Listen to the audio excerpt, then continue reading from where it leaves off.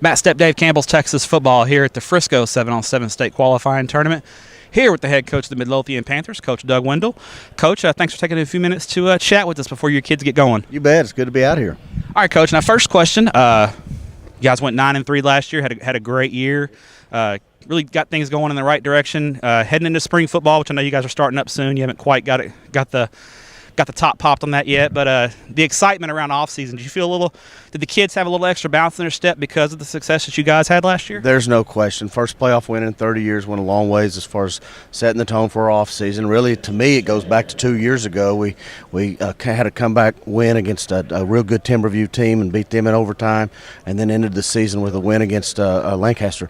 And those two wins kind of propelled us, gave us some confidence into the last offseason, and then propelled us into a 5A Division II, which was a drop, and led us into some success last year. I felt really strong going in, and then just that playoff win did a lot for our program, and I really like where we're at. Had a great offseason, just like everybody says, but I think the character of our team is really great. Got the best character kids I've ever been around. I have a great job and love going to work every day.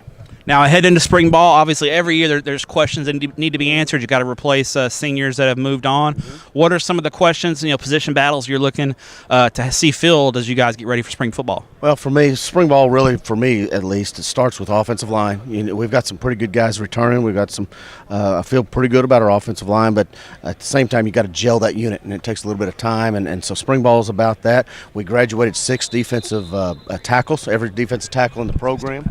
So, there you go.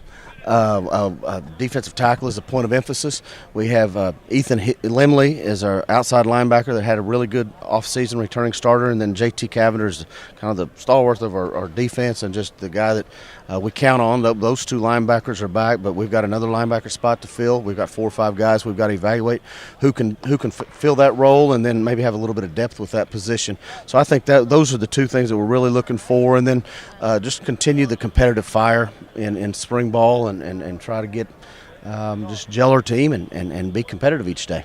Now, you guys are a flexible on offense. You guys are I don't want to say a dinosaur, because some of those offenses are starting to come back around a little bit.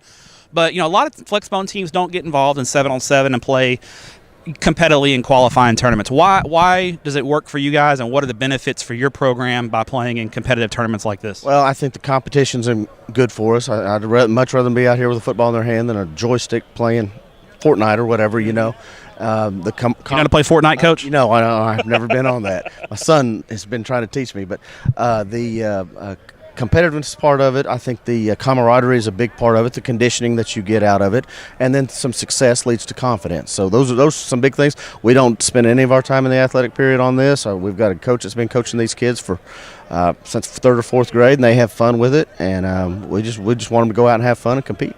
Do you feel like, because you guys qualified for state 7-on-7 last year, do you feel like that that success kind of gave your kids confidence going into the fall? Yes, I think very much so. I think it built some excitement around not only our team but our community about it. Gave us some confidence that we could throw. We actually threw it a little bit more last year. I think you'll see us continue to throw more in the future. And I guess even though you're on the flex, I know you don't want to be in 3rd and 10, 3rd and 11, but occasionally that's going to be able to happen, and you got to be able to make plays. And then I guess for your defensive backs, just be able to play the ball and get out here and running around is good, right? Sure. We like to get our defensive backs some one-on-one work whenever they can, and out here, and it allows us to work on our throwing it deep some, and we feel like we're going to have the ability to do that next year, and they get a lot of reps at that out here. But 3rd and 11, not a good down. 2nd and 2 is a lot better, right? And 2nd and 2 is where we want to throw it. Final question for you. Midlothian's got a great facility. You guys and Coach Wig over at Heritage are really fortunate to play at a facility like that.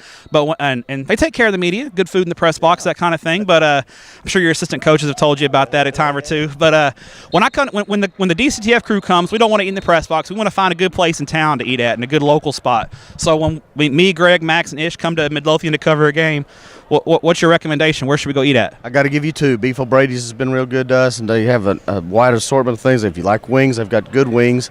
And then Ellis County barbecue is pretty good barbecue, too. I know you like barbecue, so you need to try that one out. And the Panthers just scored a touchdown, so there you go, Coach. I'll let you get back to the stands and get to be the world's ugliest but highest paid cheerleader. Appreciate you, and thanks for what you do for student athletes in the state of Texas. Thank you, Matt. I appreciate it.